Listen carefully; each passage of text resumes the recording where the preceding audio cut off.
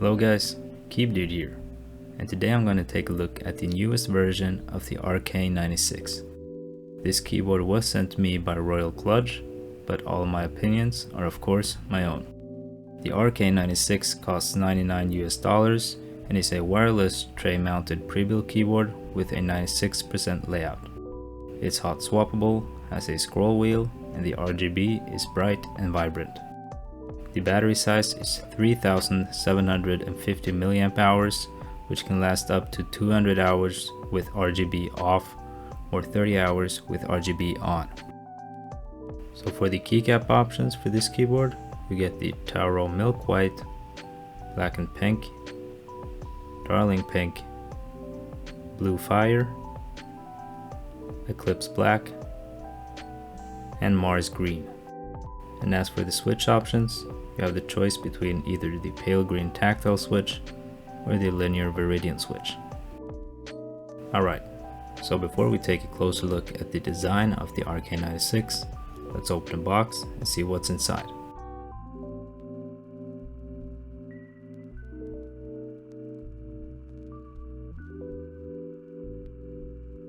In the nice black box, we get a dust cover, which is really nice to have.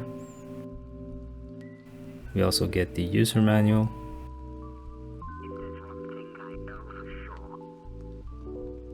the keyboard itself with the black and pink keycaps,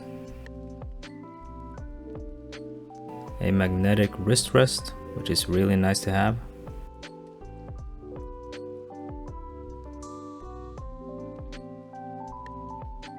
a switch and keycap puller, and a cable.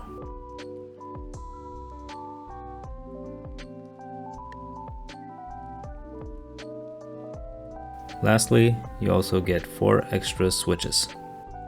Moving on, let's take a closer look at the RK96. The case is plastic and it's unfortunately pretty cheap feeling. To the right of the arrow keys is the compact numpad, and above the numpad you have the indicator lights for num lock, caps lock, win lock, and the battery status. Above the indicators you get a mute and unmute button, and a silver scroll wheel as well. But there's one thing I gotta mention about the scroll wheel. I like the idea of the scroll wheel on this keyboard, but the execution was pretty bad. There's lots of play between each registered click, and the feedback the click gives is way too weak in my opinion. So there's definitely room for improvement here. Alright, enough about that, let's move on to the front of the keyboard. The front of the keyboard is simple looking and has the RK logo on the right side. The side profile is nice and simple. And on the back side you have the USB-C port in addition to 2 USB-A ports as well.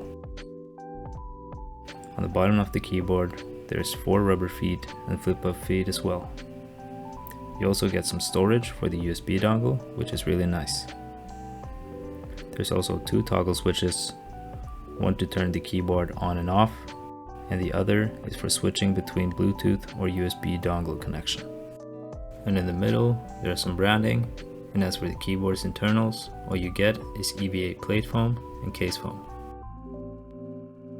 Now on to what I think is the best features of this keyboard, switches and keycaps. Let's talk about the keycaps first, because I really like the look and feel of them. And the thickness of the keycap makes the board feel more premium. The colored pink and purple keycaps are really vibrant and it gives the board a nice little color pop. I also like the large legends on the alphas, and some of the keycaps also has some side printed legends, which is nice if you prefer that. So all in all, I'm very happy with these keycaps. Alright, so on to the switches. In this board, I have the pale green tactiles, and it's a long pole switch with a total travel of 3.4 millimeters. It's factory lubed on the stem rails and has an operating force of 40 grams. And I would also say that this switch has medium tactility. The bump has a P shape, and what that means is that the bump starts right at the start of the press while still having some linear travel at the bottom, just like the letter P. And I'm not sure about what the housing materials are, But what I can say is that typing with these switches is fun and rewarding, and the sound coming from the switch is loud, lively, and full sounding. However, some of the switches does have leaf ticking at faster typing speeds, but this is pretty normal for tactile switches. And one more important thing regarding the sound is that RK states on the product page that this switch is ultra quiet. Well, it's not. The pale green tactiles are closer to ultra loud than ultra quiet, so bear that in mind. Alright, let's move on to the sound test.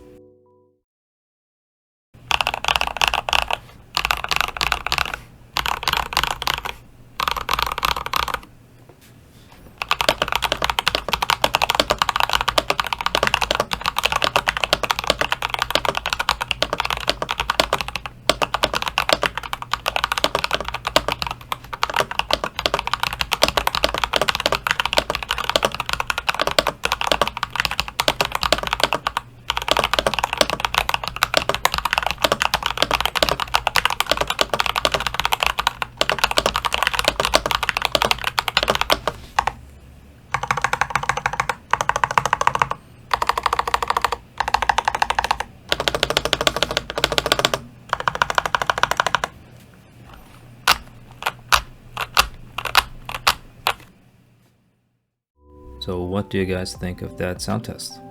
I think that the board sounds just okay. The case is quite hollow and the steel plate doesn't help. And the typing experience was quite stiff, but that doesn't bother me. The pre-lube job on the stabs were just fine, and some of them did have rattle, but I think that this keyboard does have some good modding potential. I would personally maybe do the tape mod and fill the case with even more foam to reduce the hollowness. So what do I think of the RK96? Well, I like that it's wireless, and I like the switches and keycaps. It's also nice that they include a magnetic wrist rest, but other than that, I found everything else to be quite lacking. The case feels cheap, and the tray mount and steel plate is not ideal. So if I were you, I would much rather go for Royal Kludge's newest keyboard, which is the S98. I have a video of the S98 on my channel, so check it out if you're interested. Now that was it for my review of the RK96. Thank you to Royal Kludge for sponsoring me with this keyboard. And as always, if you like this video, please drop a like. And if you like my content, please subscribe. And until next time, peace.